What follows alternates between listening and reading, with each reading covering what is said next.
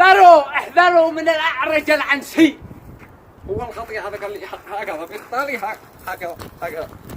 طلب يا سيدي، بس طلب. بتغلط على آل البيت، يعني يا أنت متصايح أنتوا الجماعة تسب لي الحسن والحسين. يا عرج أنت الرجل هذا قال لي هكذا.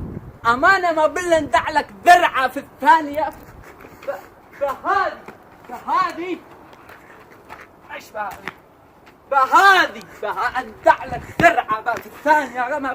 ما بعدين نحرف نفس انت لك هكذا، ما بعد اخطاها سهلة يا هولا ما هذنا لا حوثي ولا صلاحي ولا سلفي ولا سلف الضج، بس ما ينفع